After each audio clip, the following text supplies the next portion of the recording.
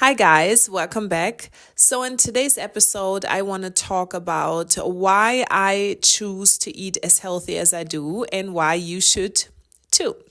So, I really hope that my experiences that I can bring to you today, because that's really what I'm going to be talking about. I do not want to go too deep into the scientifical point of it all, simply because I believe that that topic can get pretty overwhelming.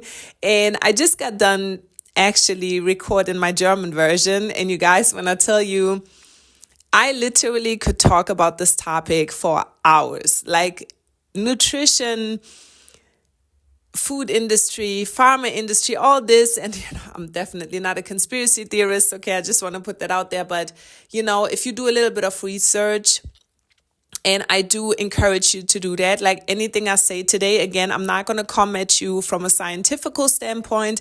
I will be coming to you from more like we friends, we vibing and stuff. And I'm talking to you about just, trying to help you improve your life or just help you look at things or maybe awaken you to things that you didn't think about like that before.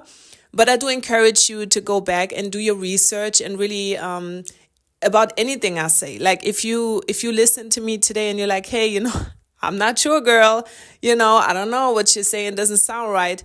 I encourage you, go Google it up. I don't even think that's a thing, right? But you get what I'm saying. Do your research. I encourage you to do your research because, I believe that proper nutrition, true health is nothing that is being taught in like school, or you're not being taught, really not even by your doctor. So yeah, I encourage you, go do your research, check up on anything that I tell you today. And I really hope that you can take something from this episode.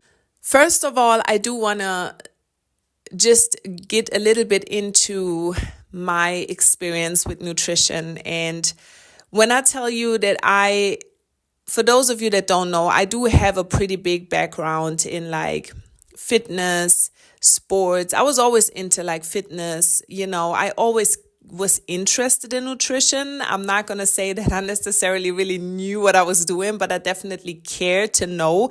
And I always was hungry for education on nutrition because, growing up, I always wanted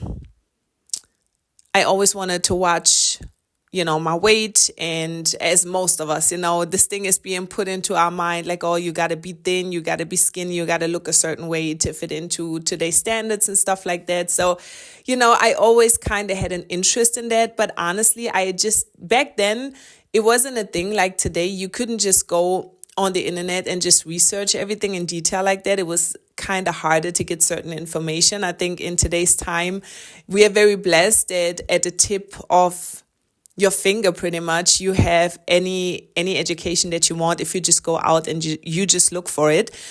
However, I was always into, back in the day, I would teach a lot of fitness classes. I would also teach a lot of dance classes. I would also dance myself. So I learned at a pretty young age that if you're trying to physically perform in a certain way, you do definitely need to watch what you eat, how much you eat, and just pay attention to what you put into your body. However, because again, food education wasn't really something that was really big in my family or in my background. I kind of had to teach myself everything I know by myself, which I'm grateful for today. But, back then, again, I did what I thought was right. So I pretty much did every diet on the planet that you can think about. Your girl has been there, done that. I tried keto before. I tried low carb before. I counted my macros, my calories, my gosh, which that was just a lot. Okay. So I did it all. Okay. I consumed tons of light products, tons of low fat products. Like I said, I've literally been through anything. And I don't know, maybe in the future, I will go into that a little bit deeper because I also made, unfortunately, a lot of negative experiences with that. However, today, I'm going to try to stick to the topic. Eventually, when I, as you guys know, I am a mom of three, and I know I keep mentioning this, but I am a mom of three. I also work, my kids have afternoon things. Like, I am literally getting up at 5:30 in the morning, running around all day till late in the evening, right? So let's say about 9, 10 p.m. So it's needless to say that I just noticed, although I'm not a professional athlete, I just need all the energy I can get. And I cannot allow myself to have highs and lows during the day when it comes to my energy levels. I do kind of need my energy kind of consistent through the day to make it successful through the day. I need my physical strength. I need my mental strength. I need my mental awareness, especially also for my job. So, as I dove more into or deeper into nutrition, I just really understood nutrition, I guess, for me, for what it is. So a few months ago, I completely switched my diet.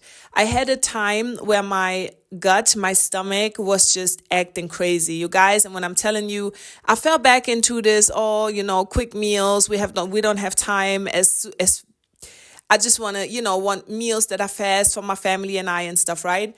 When I tell you guys, my gut acted so crazy, and without giving you too much information, because I don't want to gross you guys out, but my stomach was acting so crazy that I got terrified, literally terrified, because I was not sure what was going on. And no matter what I did, it felt like I could not get it under control. So I got so scared that I just was like, okay, I'm going to have to cut out everything and slowly start adding stuff and see how that does for me. So I stopped eating everything and anything except meats, eggs, and fruits and vegetables.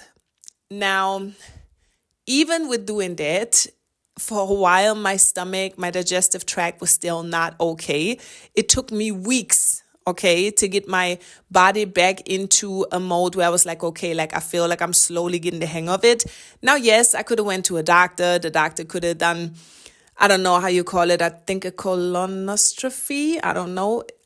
Don't judge me if that's not the right word, but I didn't want to do that. I'm thinking, I'm in my late 30s. I do not feel like at my age, I should already be going, like running to a doctor constantly. I always believe I want to do my part. And if I cannot get myself together with my knowledge about nutrition and health, then yes, I don't mind going to a doctor.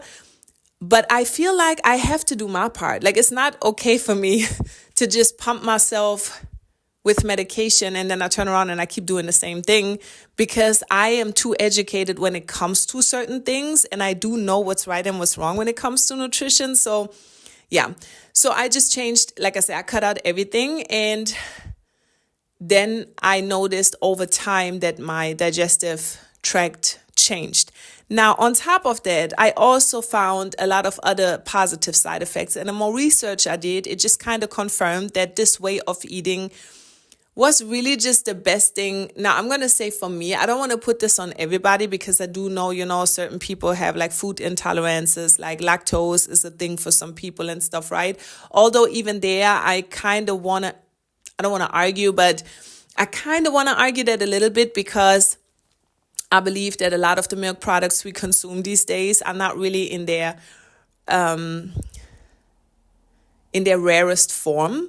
So therefore, I believe it is kind of, it's not really right to say, if you buy milk, for example, that milk has been altered and now your body tells you this milk is not okay.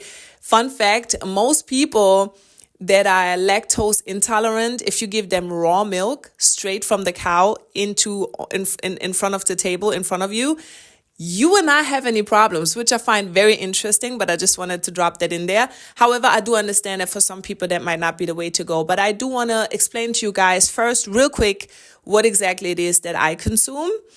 I personally eat, as I mentioned, proteins, eggs. I do fish. I do chicken. I do beef. I also consume butter. I do consume real whole butter. I also consume cow's milk. I do consume raw milk. Not only, but I try to mainly stick to that. And I do fruits and vegetables. Of course, I do nuts. If I want to do seeds, I do seeds. If I want to do beans, lentils and stuff, I do that. Although most of the time I don't really see the need for that. However, now that fall is coming around, I think, beans, lentils and stuff is something you can play around with a little bit more. But mostly every day, you guys know I'm a huge advocate for eggs because I think eggs are just the perfect breakfast for you, and they have so many freaking health benefits for you that I just believe that if you focus on eggs every morning, let's say you have a salad with some type of protein or vegetables with some type of protein for lunch, some nuts maybe to make sure you have those healthy fats, avocado, of course, if you want, you can add that. I just try to stay away from bread most of the time because the breads we are being sold today, they don't have the time to properly grow. You know how when you bake something, sometimes you have to put it to the side and let it rest a little bit. Well, most of the industrial bread that we consume is not like that anymore. So a lot of people are having intolerances towards gluten and just don't do well with bread. On top of that, there's not much fiber in the bread, which also is not really good, especially when we're talking about insulin and blood sugar regulation.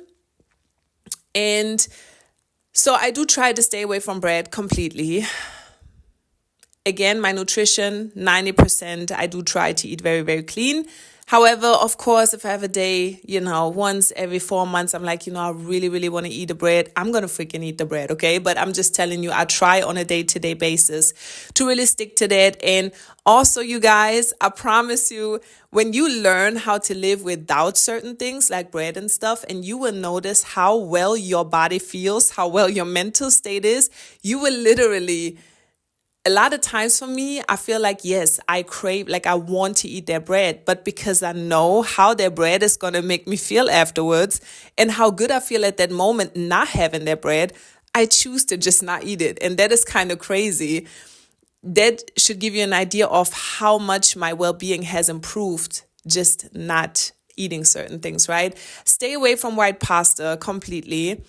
Again, if I want some truffle pasta once every 6 months, I'm going to get that truffle pasta. But I think you guys get the gist.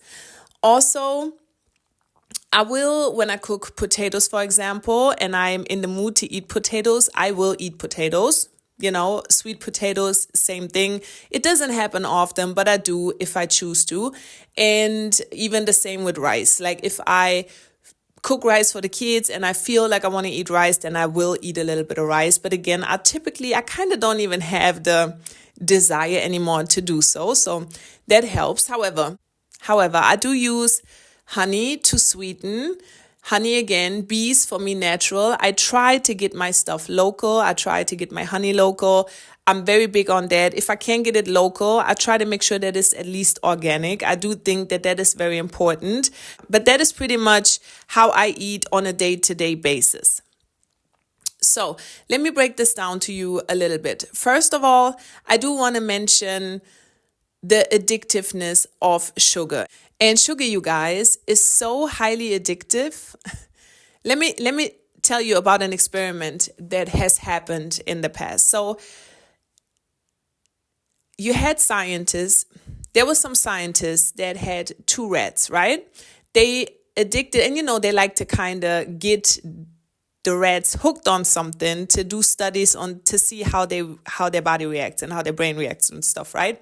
So they had one rat that they made addicted to cocaine, and they made a rat that they made addicted to sugar. Now, once they were addicted, they took those substances from them and watched what happened. You guys, when I tell you, the rat that was addicted to cocaine, of course, you took it off. They were losing their mind, right? You guys, the rat that they took the sugar from lost their mind, okay? I mean, their withdrawals were so much freaking stronger than the withdrawals from the cocaine. Now, just let that sink in. We give our kids sugar constantly. It is something like a treat, right? Like we're like, oh, here you have that lollipop, here you have that little bit of chocolate, there you go, and we feel like we're doing something good for them. But you are already kind of training your kids to kind of get addicted to that.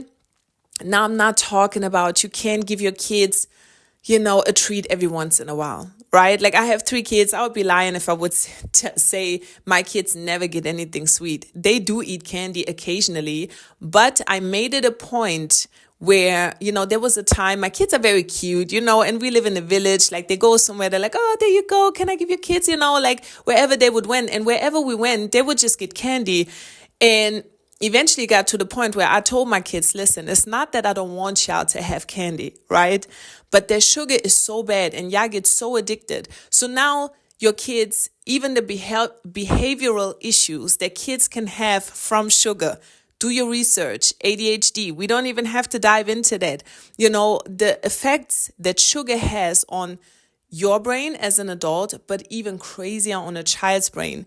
And their behavior, it hypes kids up. So we give them sugar. Now we get irritated that they get aggressive. They can't focus. They are hyper. You like, what's wrong with you? Like, calm down. Well, it's sugar. You kind of doping them, right? And now you don't really give them an option to get that energy out. So just taking a look at that already changed things up for me. On top of that, you guys, I love sugar. Okay. I just want to say this. I was raised always with a lot of sugar, and sugar was never something that I think most people don't really look at sugar in like a bad way. However, as I started growing older, I just noticed the negative effects on sugar, on you, on myself as well. Focus, irritability also. And I want to use this as an example too. Let's say, for example, in the mornings you eat like this nice glazed donut, right? You're like, we all know, listen, donuts are the bomb. Don't get me wrong. They taste delicious. But you guys, they literally, you get up. We don't have time. Nobody has time. We live in this world where everything is very fast paced. So you go out to Starbucks or something, right? You get you a donut and some type of sugary coffee. Now you consume that, right? So that will spike your insulin. Insulin is your blood sugar. So whenever you consume sugar, white starch or whatever, it rises in your body. Now that gives you the illusion of giving you energy, right? Like it will spike your energy very high. So you feel super energized. That's that sugar rush, right? You're like, oh my gosh, like you have all the energy. So you go to the office. But see, what happens is when your sugar spikes like that, it also drops very low. And 9 times out of 10, it will drop lower than it was before.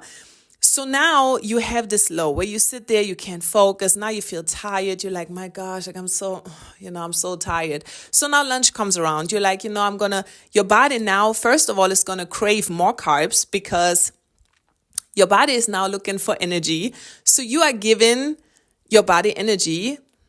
It's craving carbs for the energy, right? Because carbs equal energy.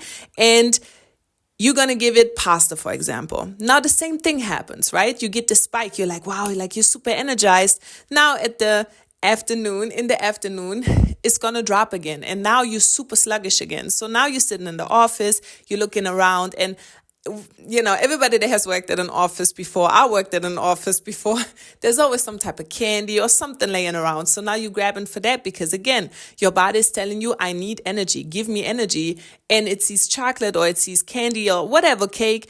And that tells it there's sugar in there. Yes, energy, sugar, energy, right? So you consume the cake. And so constantly all day, your energy levels are going up, down, up, down, up, down. And every time for you to get them back up, you need to consume some type of sugary substance to get it back on track. Now, let's say we switch this up now. You eat Sarah's breakfast, which is you're going to make yourself eggs. I typically eat 4 eggs every morning with no fail. You add whatever vegetables you want to add in there. You can put some tomatoes on the side. You can even put an apple to the side or whatever. We always eat proteins and fats first. I can give you that as a tip. Even if you go out to eat, make sure you eat your proteins. Even if you eat rice or noodles or whatever, eat your proteins, your fats, your salad or whatever before you eat your carbs, because it also helps stabilizing your blood sugar, right? But for me, I don't really do carbs in the morning. So I just fixed me my 4 eggs, right? You fix your 4 eggs. So what happens is your insulin stays the same. It doesn't go very much up. It doesn't go very much down. It just stays constant. So what happens now is, first of all, your energy stays constant too. You guys, I know that's hard to believe, but you literally are going to feel all day like you have the same amount of energy. It's almost scary once you experience it that you don't feel tired. Like it's almost like you're a superhuman in a weird way. So now lunch comes around, and see, for me, I typically eat my eggs, right? And then around 10 or 11, then I don't really get hungry until like 2 or 3 p.m. So then at 2 or 3 p.m., I typically do like a salad, some type of protein, vegetables, some type of protein, something like that, maybe a few nuts or this, all right? You're still constant. Your insulin is still constant. So normally I don't even have an appetite at the end of the day. If I do, I might make me my homemade hot chocolate. Don't worry, I will share the recipe with you guys on my Instagram eventually. I'm still trying to perfect it a little bit, but all natural substances in there and very, very delicious. Very good for you too. So maybe I do like a hot chocolate. I might make me another small salad if I feel like it, or I make me a Greek yogurt with some honey and a few fruits or whatever, right? That is typically how my day looks. But 9 times out of 10, I don't even really feel hungry because my insulin was so constant all day. I literally do not have the desire to eat anything at night. A lot of times, you guys, as I mentioned before, I wake up at 5:30 in the morning, every morning. And then I don't go to bed till about 9 or 10 p.m. When I tell you, a lot of times I lay in bed and I still, although I run from sun up till sundown, I have so much going on in one day. I'm not even tired. Like I lay down and I'm like, wow, like I could still do this or still do that. Now I still go to sleep because I know the next morning I'm going to feel sluggish. Now I get tired. Now, my body's craving energy and stuff. Get enough sleep. That's very important too. But I really could do more, And so once you experience that, you guys, you will literally not go back to anything else. Now, I don't want to lie to you guys. Going through sugar withdrawals is not for the weak. It is hard. You're going to have headaches. You're going to feel irritated. You might, feel aggressive. There's a lot of stuff going on when you're trying to get away from sugar because sugar is highly, highly addictive. I'm just going to say that again. Companies put a lot of sugar into a lot of products. They really do not need to contain sugar. But if you look at all the sicknesses that sugar, and not only sugar, but also all those other additives, a lot of chemicals that are being put into all types of different things. If you read through ingredient lists, most of the stuff that's written on there or that's listed on there, you don't even understand. You don't even know what it is, right? So many things are linked to those, so many sicknesses are linked to those ingredients and sugar. For example, we don't have to talk about how overweight people are, how overweight a lot of kids are already. And I'm not only talking about the obviously looking oversized people. There's a lot of young people that look skinny on the outside that have fatty liver, or adults that their organs are full of fat because they still don't eat healthy. And that's what we call skinny fat, right? So, and honestly, I don't even want to talk about the physical aspect of it all because I think once you get healthy, the outside is kind of following. Yeah, if you're healthy on the inside, mentally and physically, I believe your body is just gonna adjust right to that. You're gonna feel your best. You're gonna look your best too. But for example, just to name a few, diabetes, we don't have to talk about that. Diabetes is crazy rising. Cancer, you guys. All those additives, no, doesn't mean you cannot get cancer if you eat healthy. That's not what I'm saying. But you guys, first of all, sugar cells feed off of sugar. They will grow if you feed them sugar, okay? Second of all, a lot of those additives can cause cancer. So if I get cancer one day, I just want to know that it's not from something I consumed into my body, right? Alzheimer's disease, which is very big in our family, that also had me take a step back and be like, do I really want to go down that route, So to bring this podcast to an end, you guys, you're going to have to invest into your health either today or later. Now, I believe day X is going to come. We eventually all going to die without trying to get too dark, right? But Isn't it all of our wish to just go to sleep and just wake up one day without any major sicknesses, illnesses, without feeling super, super bad? Like, we all would like to kind of age gracefully and not go through a lot of pain and drama while doing that. You guys, take care of yourselves. Install good nutrition values into your children, into your family. Teach them what's right and what's wrong. Teach them what's good and what's not. It doesn't mean you can never indulge, but try to keep it at a minimum. You know what I mean? And trust me when I tell you, there's so many delicious recipes that are super healthy for you and your children that also taste absolutely delicious, where your kids won't even know that they're eating healthy, right? If you just teach them, they will follow behind you, and you and your kids are going to you're going to be your best mentally, you're going to be your best physically, and hopefully you can keep sicknesses at bay, right? I really hope you guys were able to take something from this podcast. As I mentioned before, I literally could talk about this topic for another 2 hours. I don't know. If you guys care, let me know in the comments down below, and I can maybe do a second episode, geared towards that. Other than that, obviously, every like is appreciated. Every new subscriber is appreciated. And if you have any feedback, any criticism, anything, please leave it in a comment down below. Other than that, I hope you had an amazing week so far, and I hope you're going to have an even better week. Again, you guys, take care of yourself. And I promise you, if you take care of yourself properly, nutrition-wise, your brain is going to thank you. If you have depression or anxiety, I'm not saying it can fix it 100%, but it will definitely make it a lot better. And even physically, you're going to feel amazing, right? So take care of yourselves, guys. God gave you this healthy body. There's plenty of people that wish they would have a healthy body and would give anything for another chance. That was it from me. Take care of yourselves, my loves, and we will talk soon. Bye.